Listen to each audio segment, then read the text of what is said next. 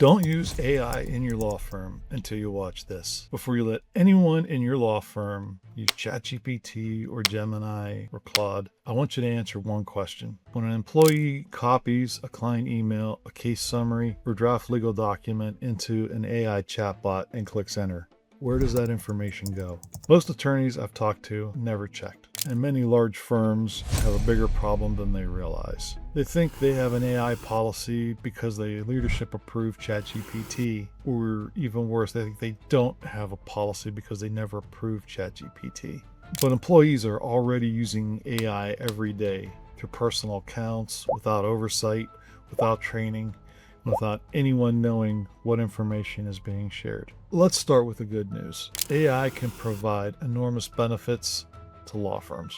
It can help with document drafting, summarizing discovery, organizing research, preparing client communications, creating internal knowledge systems, reducing administrative work, even marketing. But there's a difference between using AI and using AI responsibly in a law firm. Technology is not the hard part, governance is. What happens to your data on a free or personal account? Let's start with the account types, because there's a huge difference between a personal AI account, a business workspace, enterprise deployment. Many professionals start using AI like this. They create an account with their personal email. They paste in information, they get an answer, and they move on. The problem is they may not understand how conversations are handled, whether the data may be used for model improvement or training, what administrative controls exist, how long information is retained, and whether the organization has any visibility. A personal account is designed for an individual. A law firm is an organization with professional obligations. Those are two completely different situations. The problem that firms don't see is shadow AI. And here's the uncomfortable reality. Your employees may already be using AI. They may be using it to rewrite client emails, summarize documents, draft letters, analyze information, and create marketing content. And management may have no idea. We call this shadow AI. It's the same problem companies had years ago when employees started using Dropbox, Google Drive, and other cloud services before IT departments had any policies. Technology adoption happened first, the governance came later. The biggest risk is not usually someone intentionally doing something wrong. The biggest risk is someone trying to help without understanding the consequences. What do regulators actually say about this? The legal profession has not come out and said never use AI. In fact, most judges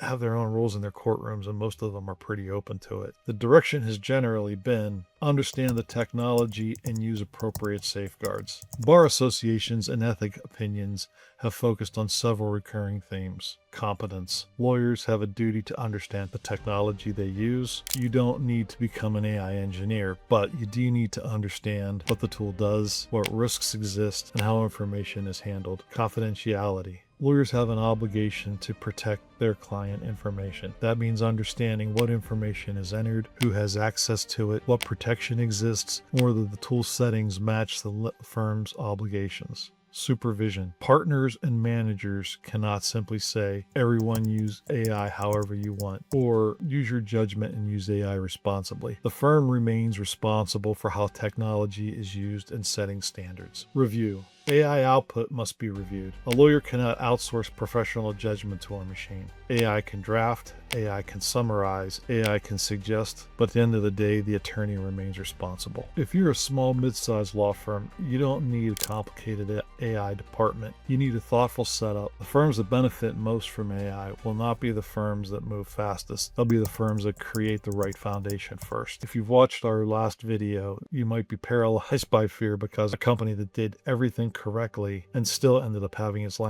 lawyer sanctioned and its name dragged through the media. It's easy enough to avoid that by concentrating on governance first. So how do you fix this? We're going to go over a following list as a good way to keep yourself out of trouble before you even begin. Fix number 1, use the right account type. The first fix is simple. Do not have the firm rely on random personal AI accounts. Create a firm-approved AI environment. For many smaller firms, that means evaluating business plans such as ChatGPT team. For larger firms, An enterprise option may make sense, or in both cases, if you have a specific type of law you practice, a explicit legal AI that's custom tailored to your type of business might be a better adoption strategy. The important thing is the firm understands who's using AI, what tools are approved, and what controls exist. Fix number 2 is create an AI usage policy. And this policy doesn't need to be complicated. You can usually start with a one-pager. Here's what it should include. First, improve tools. Which AI services may be used. Make it explicit and also make it clear how to get new ones on. Confidential information. What information may and may not be entered into these tools. Review requirements. Who reviews AI output before it's used? And verification. Clarification, facts, and legal analysis must be checked. Lastly, accountability. AI assists lawyers. It does not replace lawyers. The person signing the document is still responsible for the work product. Fix number 3, train everyone, not just attorneys. The biggest mistakes firms make is training only partners. Your legal assistants, paralegals, administrative staff may be the people using AI the most. Everyone needs to understand what is allowed, what is prohibited, how to protect client information, and when to ask questions. Fix number 4, start with low-risk workflows. Don't begin with, let's put our biggest case files into AI. Begin with marketing drafts, internal procedures, public information summaries, administrative tasks, document templates. Build your confidence, make sure you're following your processes, get some feedback, then expand. The question is not whether your law firm will use AI. The question is whether your firm will use AI intentionally or accidentally. The firms that win with AI will not be the ones that simply adopt the newest tools. They'll be the ones that combine technology with good judgment. Set the foundation first, then the productivity gains become much easier to capture. If you're a law firm owner trying to figure out where AI fits into your practice, start with the basics. Get the right tools, create simple rules, train your team. Then build workflows that save time while protecting matters most to you, clients' trust. If you need assistance with that, all of my contact information is at the bottom of the video. We have a lot of free resources you can download. We even have some evaluation tools that'll let you know how ready you are to start adopting AI in your business. If all of that sounds great and you really want to move fast, you can contact me down there and book some time and we'll get you started. Have a great day. I hope you liked the video. Tune in for the next one. Like, subscribe, do all the things, and we'll see you soon. Have a great day.